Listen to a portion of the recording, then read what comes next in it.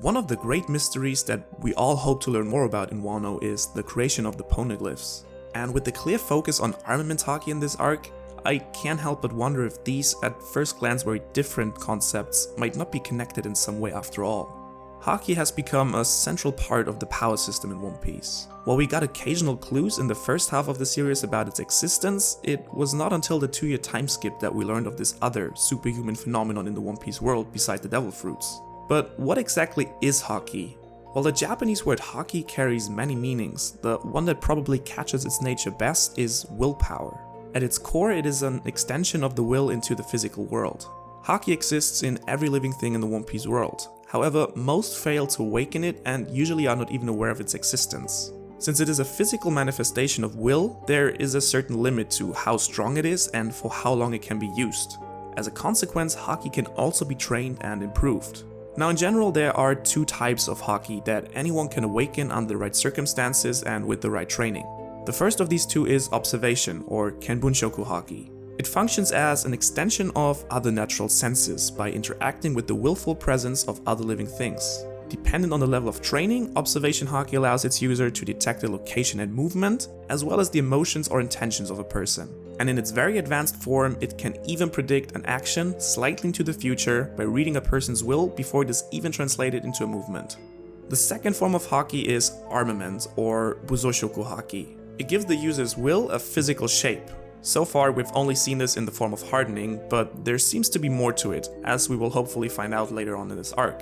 Still, in principle, depending on the level of the user, this hardening can still be overcome by pure physical strength or by another user with stronger willpower.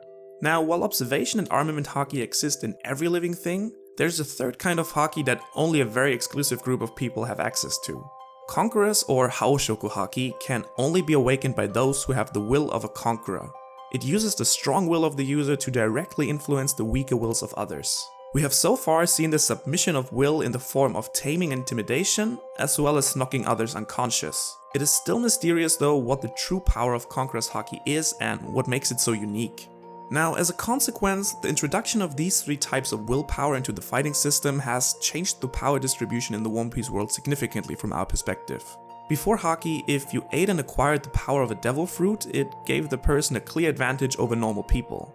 After the time skip though, we learned that Haki can be used to actively counter devil fruit users. This allowed people without a power to compete at the top level as well. In a way, Haki has led to a shift from supernatural power to individual skill and training when it comes to fights on a very high level. You could even argue that especially in the new world, having strong Haki might actually be way more important than owning a devil fruit power. Still, there is a lot we do not know about the concept of Haki. While we now know a lot about observation Haki, Conqueror's Haki remains mostly a mystery. But we recently learned a little more about the functioning of armament Haki from Gyukimaru. He explained to us that Zoro's sword Shusui turned black over a certain period of time in the hands of Ryuma, the hero of Wano, and it seems to be very likely that this is connected to the use of Haki. But how exactly does this infusion of objects with Haki work in the first place, and how could it be connected to the creation of the Poneglyphs? Infusing an object with armament Haki basically refers to transferring and manifesting one's willpower onto its surface. So far we have only seen 3 different types of Haki infusion in the story. The first and most common use of armament is to coat parts of the user's own body or anything in contact with it. This seems to be the most basic form of Haki infusion that has to be achieved by anyone who wants to call themselves a true armament user. The coating of willpower hardens the skin and gives it increased attack and defense in terms of physical combat. Additionally, it also serves as a weapon against devil fruit users, since the use of Haki is able to nullify a devil fruit's power. Now, this effect can also be extended to any object that is in contact with the body, since it allows a direct flow of willpower. We most commonly see this happening with swords or clothing. But what does this actually do? So, for instance, when Zoro coats his sword into Haki, it increases the level of hardness significantly, making it stronger and less likely to break. Once he loses hold of his weapons though, the flow of Haki stops and the blade goes back to normal. And this brings us to the second type of use, infusing armament into objects for a short amount of time without actually keeping direct contact. Now, as we just saw with the example of Zoro, usually the flow of Haki stops when an object loses contact with the user's body. Yet we have actually seen an example where this was not the case. When Luffy was sent to Amazon Lily by Kuma, the Kuja tribe of the island actually had the ability to infuse their arrows with Haki, which made them ridiculously strong and effective. While this is the only case where we have seen this ability officially in the story so far, it proves that Haki can be stored inside an object for a certain amount of time even without keeping contact. To achieve this, I believe special training would be required, and I would not be surprised to be introduced to variations of this like Haki-infused bullets in the near future in the story. Why else, for instance, would Kizaru be threatened by Ben Bachman pointing a gun at him? But that is another question. Now the real question here is whether objects can also be infused with Haki over a longer amount of time, which brings us to the third type of armament use, permanent Haki infusion. And this also brings us back to our good friend Yukimaru, who suggested to us that Shusui turn into a black blade over time by frequent use through a mighty swordsman. If this actually ties back to the repeated infusion of a blade with Haki, that would mean that it is possible to permanently store your willpower in an object, or in other words, making it permanently coated in armament. And while we have only seen this technique being used with weapons so far, I do not see any reason why this should not be possible with any other object as well. So let's think. Are there any other objects in the One Piece world that seem to display these distinct traits of Haki infusion? And the answer to this unnecessarily dramatic rhetorical question is yes. Poneglyphs actually seem to fit perfectly into this category. So let's take a look at what poneglyphs actually are and why they might be Haki made. 800 years ago in Wano, a clan of master stonemasons known as the Kozuki family created indestructible stone blocks that recorded important historical events from the Void Century. These stone blocks would become known as the Poneglyphs. Physically, poneglyphs are massive, cube-shaped rocks made of an apparently indestructible type of stone that carry ancient text on their surface. Their creators, the Kozuki family, passed down the knowledge of how to read and write these ancient letters within their family up until Kozuki Oden. Due to his execution though, he couldn't pass on his knowledge, making Robin, the survivor of Ohara, the last person in the world capable of deciphering these ancient symbols. In total, there are 3 types of poneglyphs scattered across the world: historical poneglyphs, instructional poneglyphs, and rote poneglyphs. Historical poneglyphs contain pieces of ancient history during the Void Century. Instructional poneglyphs contain information about the location of these historical poneglyphs, and finally, the 4 rote poneglyphs together detail the location of Raftel, the final island of the Grand Line that contains the legendary One Piece. Now, I think that it's fair to say that the poneglyphs are of incredible importance. They carry the secret of the Ancient Kingdom and the Void Century through the ages without the world government being able to destroy them. What then made these blocks of stone survive for over 900 years unscratched? Was it the material they were made out of? And then how in the world were the Kozuki able to write on them? A much likelier answer is that the poneglyphs are actually Haki-infused objects. Let's look at the arguments for this. The first and most obvious clue we have is the indestructibility and agelessness of the poneglyphs. Just like the black blades we talked about earlier, they appear to be unbreakable.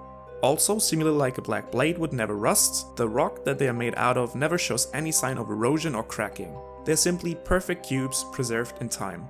Having them permanently coated in Haki would definitely explain this phenomenon. The second argument is the existence of devil fruits. Now, I would argue that it is 100% certain that more than one person at some point in time tried to destroy a poneglyph with his devil fruit power. And we have seen the destructive power of some of these fruits. If you imagine someone wielding a power like Whitebeard's Gura Gura no Mi, it seems highly unlikely that any type of rock, no matter how special, could withstand such forces. With the poneglyphs covered in Haki though, the whole situation would look completely different. The nullifying powers of Haki would explain why no devil fruit power, no matter how strong, would ever be able to put even as much as a scratch on the stone surface, since it would be nullified on contact. The third clue is the mystery around the voices of all things. Goldie Roger was able to sense the content of the poneglyphs without actually being able to read them. Now, while this indeed could be a completely new and unrelated power, would it not make so much more sense if Roger was actually able to interpret the will that was poured into the creation of this stone? The importance and urgency that was used to create this record of ancient history would have been imprinted on the stone itself. The ability to hear the voices of all things might in the end simply be an even more unique form of Haki that allows the user to interpret a being's will on a completely different level. Having an object that is filled to the brim with willpower, carrying a message of great emotional and historic importance, would definitely radiate what was engraved in it. Lastly, we can take a look at the color scheme of the poneglyphs. Now, I'm well aware that this argument can be seen as a little bit controversial, but bear with me here. Regular poneglyphs have a dark bluish to black coloring that gives them their mysterious appearance. This dark coating definitely resembles the coloring that we can see in other instances of armament Haki being used. The rote poneglyphs on the other hand are red. This special type of coloring and armament can be seen when strong enough Haki is being used. Luffy's Gear 4th has a similar red glow to it. Virgo and Pika were purple, and Katakuri had a blue glow surrounding him. Additionally, we know that stronger Haki takes on distinct shapes, like the flame patterns that we can see with Luffy or Big Mom. The red color scheme of the road Poneglyphs might also be related to the red we see displayed when two users of Conqueror's Haki clash. Now, while it might be easy to say that the Poneglyphs color scheme is related to that of Armament Haki, I'm well aware of the fact that the color aspect of Haki is still a little bit controversial. It is not clear in many cases if it is a design choice or intentional. Yet we know that the kanji for color is explicitly part of the full description for Haki and is being used in the manga as well. In my opinion, since armament can also be translated as the color of arms, it might very well serve as a legitimate fourth argument here. All in all, I think that the theory that the Poneglyphs are made using Haki infusion has some very solid arguments that would explain a lot of the mystery surrounding them. And it would also bring even more importance to the role of armament Haki in this arc. Now, as a conclusion, I would like to give you guys a few questions to ponder upon after watching this video. Do you think you could break a Poneglyph with strong enough Haki? How many people would have worked on creating a Poneglyph in the first place, and how good were they with Haki? What other objects might be infused with Haki in the One Piece world? And finally, do you have any additional arguments for or against this theory? Share your thoughts and ideas in the comments below. If you liked this video, don't forget to like, share and subscribe to be notified for any future content of mine. Or dislike, don't share and unsubscribe. It's a free world, people. I hope to see you around next time, and until then, have a great week.